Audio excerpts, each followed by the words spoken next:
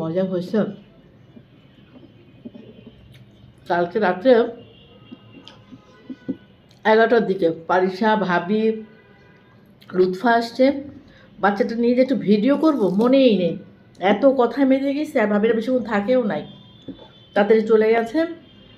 খাওয়া দাওয়া করে আমি জাস্ট একটু বাড়ি থেকে কিছু হালকা আনিয়েছিলাম, চিকেন টিকেন। পারিসা একটু শুধু খেয়েছে।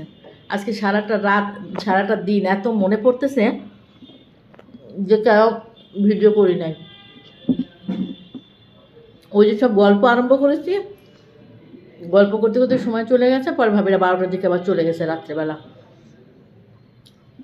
ওকে নিয়ে এরকম আদর টাদর করছি, বা আমার মাথা মোট কথা আমার আসেই না যে আমি ভিডিও করি, তা নাহলে ভিডিও করতাম।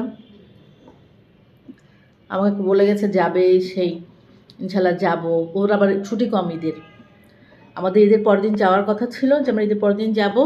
বলতেছিল ঈদটাই ওখানে করতে, কিন্তু ঈদ করবে না। ওর বাবা ছেলে বলতেছে যে না, এখানে ঢাকাতেই করবে।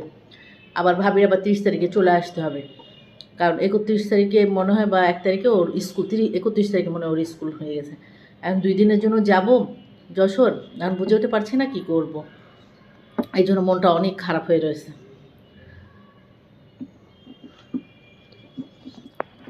আজকে চিকেন বিরিয়ানি করেছি, ওই চিকেন বিরিয়ানিটাই খাচ্ছি। অসম্ভব মজা হয়েছে। তার হচ্ছে কাঁচা পেঁয়াজ, কাঁচা মরিচ, অসাধারণ টেস্ট।